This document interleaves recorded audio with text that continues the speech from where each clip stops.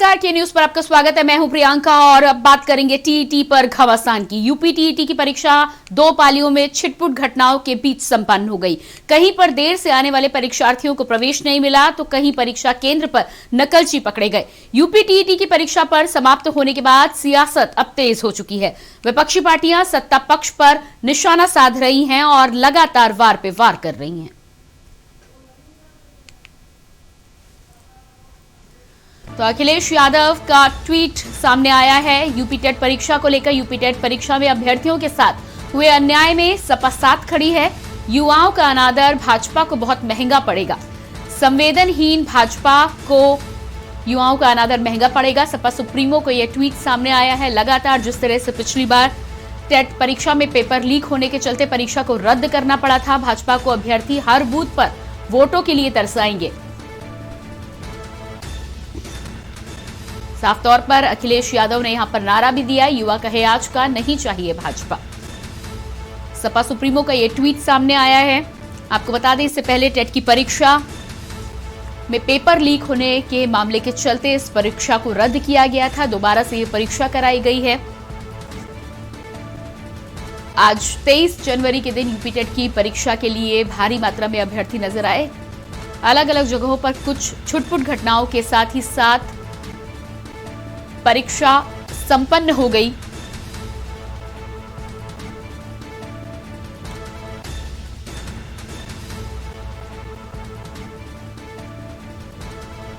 तो जिस तरह से आज यूपी टेट की परीक्षा हो रही थी, प्रदेश में अलग अलग जगहों पर क्या कुछ स्थिति है, क्या परेशानी अभ्यर्थियों के सामने आई है, उससे बातचीत करने के लिए हमारे साथ अलग अलग जगहों से संवाददाता जुड़ रहे हैं। लखनऊ से मोहम्मद शफी हमारे साथ हैं, बाराबंकी से रजी हमारे साथ हैं और साथ ही साथ बरेली से शानू कुमार हमारे साथ जुड़ चुके हैं। सबसे पहले मोहम्मद शफी, आपका रुख करेंगे। लखनऊ की यदि बातचीत की जाए तो यूपी टेट परीक्षा आज दूसरी बार कराई गई है। पहले परीक्षा रद्द कर दी गई थी। किस तरह की प्रतिक्रिया रही अभ्यर्थियों की? क्या संतुष्ट नजर आए आज की परीक्षा के बाद? देखिए, आज यूपी टेट की परीक्षा हो गई है। 2 पालियों में परीक्षा की गई, सुबह 10 से 12:30 और 2:30 बजे से फिर 5 बजे तक।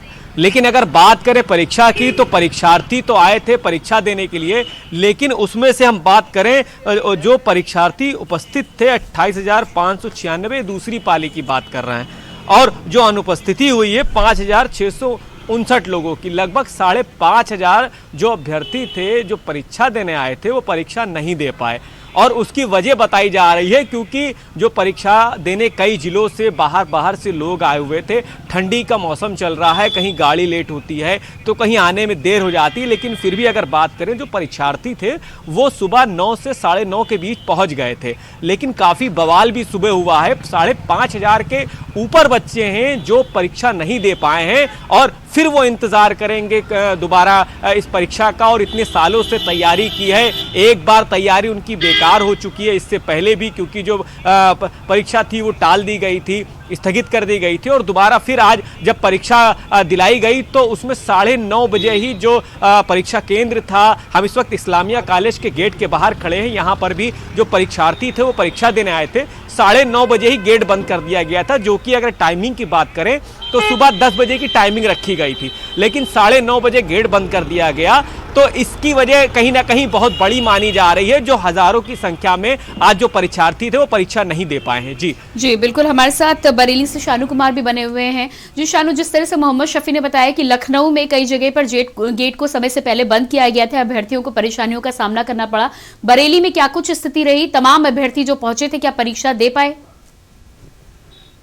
प्रियंका, साफ तौर पर से जैसे हमारे सहयोगी बता रहे हैं, ऐसी तमाम जिलों की स्थिति बिल्कुल सामान्य नजर आई, क्योंकि जो ठंड का मौसम है और बारिश का मौसम था। बरेली की बात करें तो बरेली में कंटिन्यू सुबह कल से बारिश हो रही है और बारिश के बाद हर बच्चा दूर जिलों से आया था। लखनऊ की बात करें या शाहजहांपुर की बात करें, तमाम जो बरेली मंडल है अलग अलग जिलों से बरेली में बच्चा पेपर देने आया था। पहली शिफ्ट की हम बात कर लेते हैं तो 25,000 से ज्यादा करीब बच्चों ने परीक्षा दी थी, और सेकंड शिफ्ट की बात कर लेते हैं तो 17,000 से ज्यादा बच्चे, तो कुल मिलाकर के 43,000 से कुछ अधिक बच्चों ने यहाँ पर परीक्षा दी थी। लेकिन जब सेकंड शिफ्ट की बात आई, क्योंकि बरेली में सेकंड शिफ्ट में बारिश ज्यादा होने लगी थी, तो उसी कारणवश कुछ बच्चों को जो 30 मिनट पहले के जो रूल्स चेंज किए गए थे इस बार टेट की तरफ से, कि जो परीक्षा देने से पहले 30 मिनट पहले गेट को बंद कर दिया जाएगा। तो कहीं ना कहीं उस चीज का असर बरेली में काफी देखने को मिला। तमाम जो तस्वीरें अभी हमने देखा कि सामने आई, जिसमें बच्चों को निराश होकर के लौटना पड़ा और जो गेट की एंट्री पहले ही बंद कर दी गई। हालांकि जिन बच्चों को जो करेक्ट टाइम पे 2 बजे पहुंचे थे, तो उनको भी एंट्री जो स्कूल प्रशासन होता है उसने नहीं दी और साफ तौर पर निराशा हाथ लगते हुए उनको लौटना पड़ा। तो कहीं ना कहीं इन सब चीजों का इफेक्ट टेट में देखने को मिला है और इसी सब चीजों को लेकर के समाजवादी के सुप्रीमो अखिलेश यादव ने एक ट्वीट कर जानकारी भी दी और साथ ही साथ भाजपा पर निशाना साधा है कि पहले भी अन्याय हुआ था और इस बार भी टेट के बच्चों पे अन्याय हुआ है। ठीक है, हमारे साथ बाराबंकी से रजी सिद्दीकी भी बने हुए हैं। रजी, बाराबंकी की यदि स्थितियों की बात करें तो क्या कुछ स्थिति रही यूपी टेट परीक्षा की?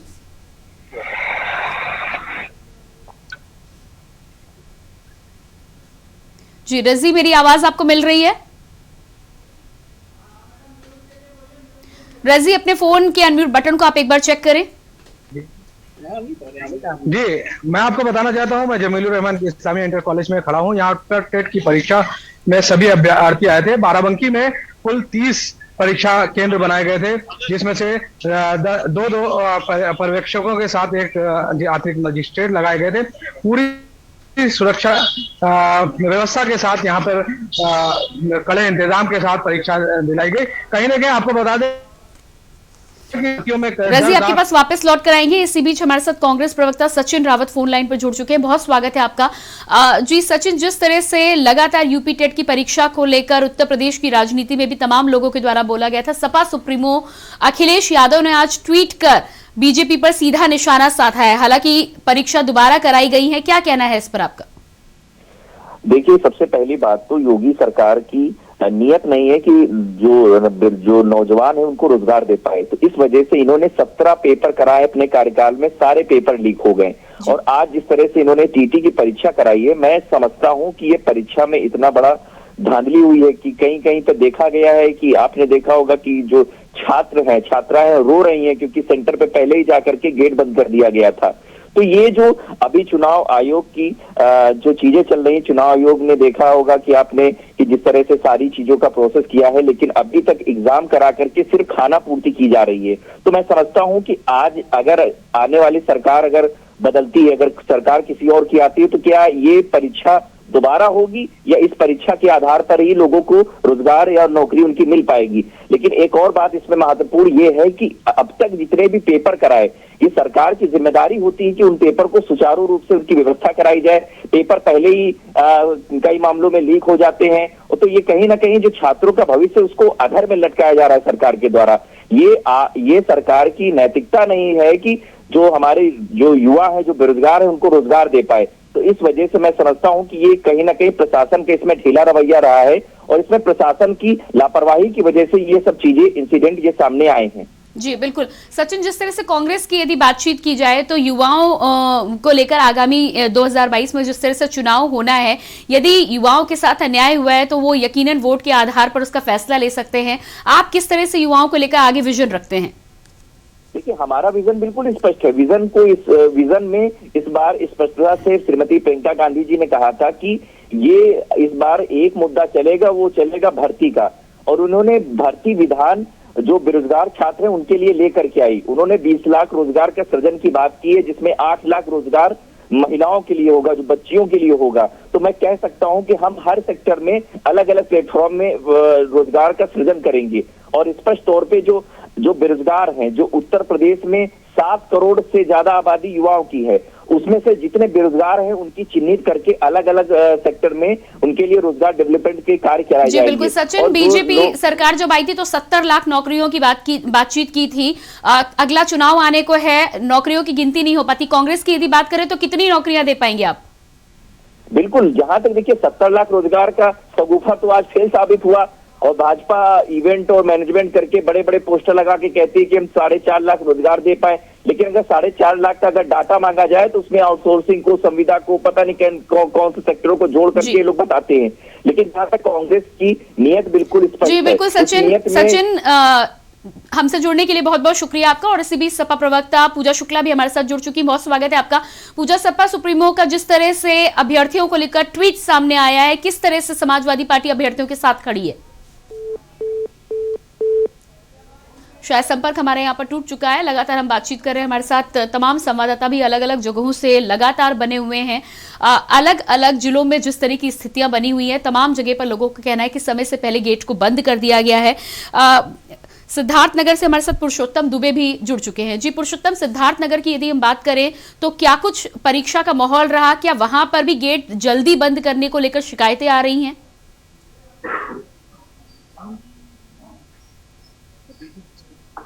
जी पुरुषोत्तम, क्या मेरी आवाज आपको मिल रही है?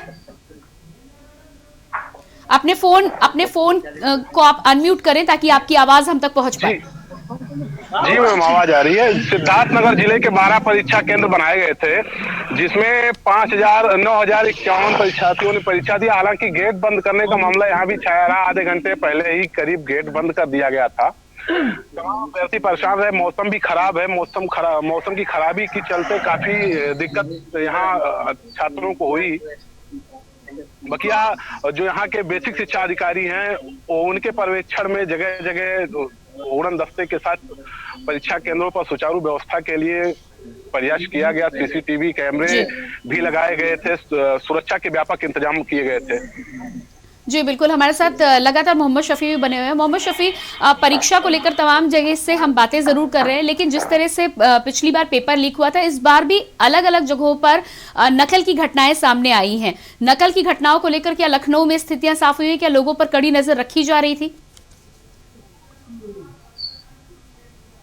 देखिए, अगर लखनऊ की बात करें तो लखनऊ में परीक्षा कोई नकल की बात सामने नहीं आई है। परीक्षा जरूर कराई गई है और संपूर्ण भी हो चुकी है परीक्षा, और परीक्षार्थी भी बाहर निकले। एक परीक्षार्थी से हमारी बात हुई थी तो उसका इतना कहना था कि जो कॉपी दी जाती है लिखने के लिए, वो पैक आती है, लेकिन वो खुली मिली थी। लेकिन उसके बाद अगर जो वहाँ के अध्यापक थे उनसे बात हुई, उन्होंने बोला कि 6 कॉपी कम थी, इसलिए नई कॉपी खोली गई। सिर्फ इतनी बात सामने आई। अभी तक नकल की बात कोई सामने नहीं आई। सिर्फ जो परीक्षार्थी परीक्षा देने आए थे वो टाइम से परीक्षा नहीं दे पाए और उनको बाहर निकाल दिया। लेकिन एक बात हम आपको जरूर बताना चाहेंगे कि इसमें जो स्कूल प्रशासन है उसकी गुंडागर्दी बिल्कुल साफ नजर आई है, क्योंकि 9:30 बजे गेट बंद कर दिया गया। और जो पुलिस प्रशासन है उसने भी पूरी कोशिश की गेट खुलवाने की। जैसा कि सुबह आप देख सकते हैं कि सुबह के जो विजुअल चले हुए हैं, जो वीडियो चले, मोहम्मद साफ शफी, नजर आ रहा है। हमारे साथ बने रहिएगा। हमारे साथ कुरुक्षेत्र से दर्शक चंद्र प्रकाश भी जुड़ चुके हैं, जान लेते हैं कि क्या कहना चाहते हैं। जी चंद्र प्रकाश, बहुत स्वागत है आपका। मैं ये कहना चाहता हूँ कि जो ये सचिन रावत बयान दे रहे हैं कि हम इतने लाख नौकरियां देंगे, जी मैं रेलवे से सेवानिवृत्त कर्मचारी हूँ और मुझे पता है इन चीजों का। जी IMF के दबाव में जितनी सरकारें होती हैं उनको झुकना पड़ता है, चाहे वो हिंदुस्तान की सरकार हो चाहे पाकिस्तान की सरकार हो। जी वो जो नियम बना देते हैं उसकी अनुपालना करना जरूरी होता है, वरना इनको फंड मिलने बंद हो जाते हैं। सरकार IMF चाहती है कि कम से कम नौकरियां हो, ताकि जो है जो भी हिसाब किताब होता है पेंशन का और कर्मचारियों का वो कम हो। तो ये लाखों नौकरियां नहीं दे सकते, चाहे बीजेपी हो चाहे कांग्रेस हो चाहे समाजवादी पार्टी हो। और जो ये कह रहे हैं कि हम युवाओं के साथ हैं, तो कर्नाटक के एक MP MLA ने क्या बयान दिया था मैडम, आपको पता है? जी चंद्र प्रकाश जी, तमाम पार्टियां हैं, आगामी चुनाव भी आने वाला है, तमाम बंदिशें हो, लेकिन यदि किसी के बारे में सोचना है, युवाओं के बारे में सोचना है, तो कदम तो आगे बढ़ाना होगा। फिलहाल आपने अपने विचार रखे, हमें कॉल किया, उसके लिए आपका बहुत बहुत धन्यवाद। तो लगातार हमारे साथ संवाददाता अलग अलग जगहों से बने हुए, यूपी टेट परीक्षा को लेकर हम बातचीत कर रहे हैं। सीधे रुक कर लेते हैं एक बार फिर से शानू का। शानू, जिस तरह से आपका कहना था कि समाजवादी पार्टी के द्वारा ट्वीट करके जरूर युवाओं के साथ खड़े रहने की बातचीत की जा रही है, लेकिन नौकरियों की बातचीत होती है तो युवाओं को चुनाव के रूप में लॉलीपॉप जरूर दिखाया जाता है, लेकिन एक बार सरकार बन जाती है तो हर बार युवाओं को ठेंगा ही दिखाया जाता है। क्या लगता है आपको कि आगामी 2022 के चुनाव में कितनी भूमिका रहेगी युवाओं की, और युवा किस तरह से बाजी पलट सकते हैं? देखिए प्रियंका, तमाम तौर पर से जाहिर है साफ तौर पर से कि जो चुनाव है, सभी पार्टियों की बात कर ले, चाहे वो कांग्रेस की बात कर ले, समाजवादी की बात कर ले, आम आदमी पार्टी की बात कर ले, अभी भारतीय जनता पार्टी की बात कर ले, सभी पार्टियां इस समय युवाओं पर जोर दे रही है। क्योंकि विधानसभा का चुनाव जब शुरू में नारा चला था, वो नारा ही यही था कि जो इस बार का चुनाव होगा वो युवाओं की रीढ़ की हड्डी माना जाएगा, क्योंकि सबसे ज्यादा इस बार जो अभी हाल फिलहाल की बात करें, चाहे लखनऊ की बात करें या बरेली की बात करें, तमाम वो जिले ऐसे थे जहां पर जो टीटी का बच्चा था या फिर और भी जो नौकरियां थी और जिनकी परीक्षाएं कैंसिल कर दी गई, जिनको परीक्षाओं को आगे नहीं बढ़ाया गया, इनको नौकरियां नहीं दी गई, उन्होंने रोड पर आकर के थालियां भी पीटी थी और उन्होंने रोड पर आकर के हाथ में कटोरा लेकर के भी भीख मांगी थी कि आखिर हम किस स्तर पर जाए। चाहे भारतीय जनता पार्टी की बात करें, भारतीय जनता पार्टी ने भी तमाम दावे किए कि हमने इतने लोगों को, लाखों लोगों को, छात्रों को नौकरी दे दी, लेकिन जमीनी स्तर पर सब जीरो होती है। चाहे समाजवादी पार्टी की बात करें, चाहे कांग्रेस की बात करें, चाहे भारतीय जनता पार्टी की। ठीक है शानू, आप सभी बने रहिएगा हमारे साथ। एक छोटे से ब्रेक के लिए हमें यहाँ पर रुकना है, तो लगातार हम बातचीत कर रहे हैं यूपी टेट परीक्षा पर जिस तरह से घमासान हो रहा है उसको लेकर जानकारी ले रहे हैं, अलग अलग जगहों से संवाददाताओं के द्वारा जानकारी मिल रही है, उसी पर हम बातचीत करेंगे। लेकिन फिलहाल रुकते एक छोटे से ब्रेक के लिए, देखते रहिए के न्यूज।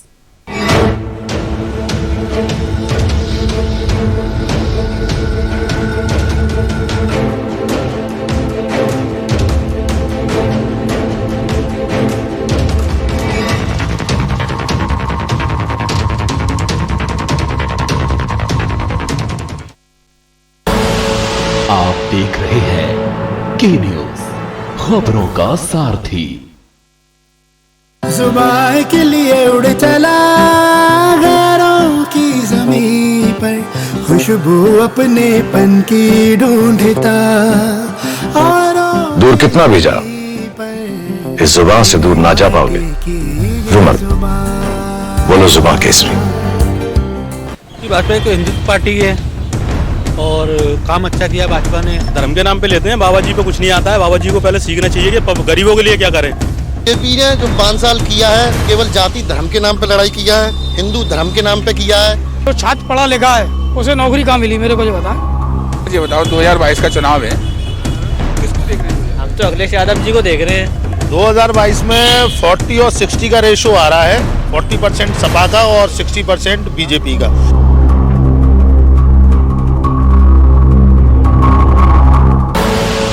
आप देख रहे हैं के न्यूज, खबरों का सारथी।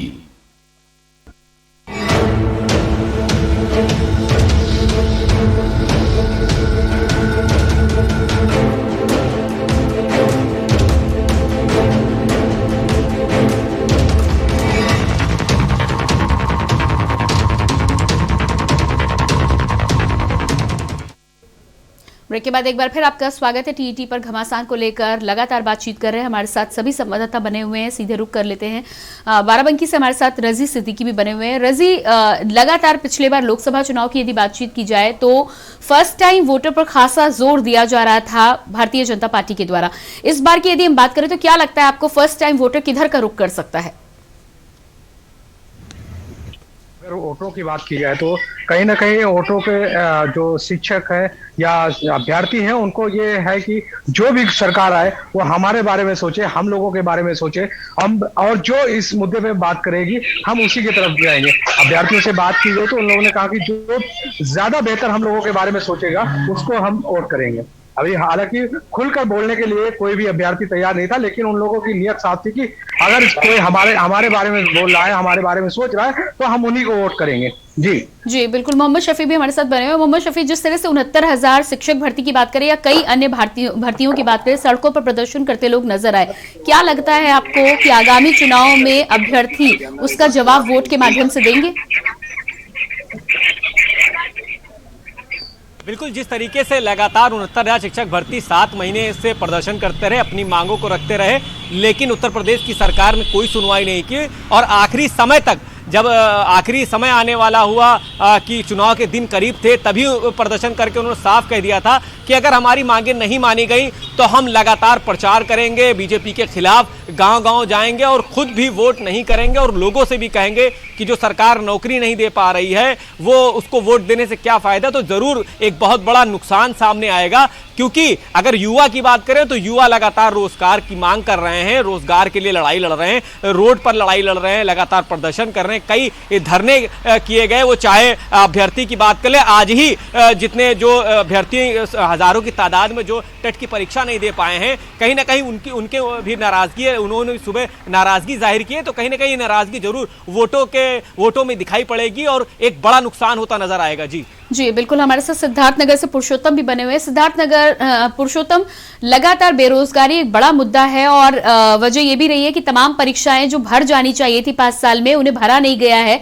लगातार परीक्षाओं पे परीक्षाएं रद्द हुई हैं। क्या लगता है आपको कि लगातार तमाम सरकारें इसको लेकर बातचीत तो करती हैं, पर सिद्धार्थनगर का युवा बेरोजगारी को लेकर क्या सोचता है?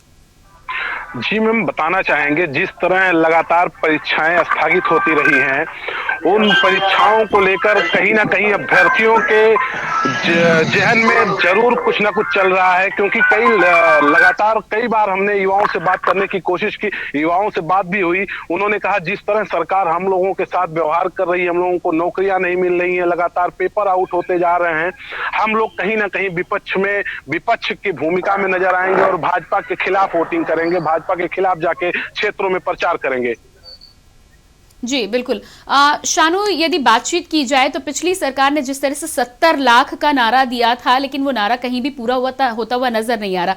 तमाम पार्टियां युवाओं के साथ खड़े होने की बातचीत तो करती हैं, पर संख्या की यदि बातचीत करें तो कोई साफ तौर पर संख्या बताते हुए नजर नहीं आती है कि सरकार आने के बाद कितनी नौकरियां दी जाएंगी।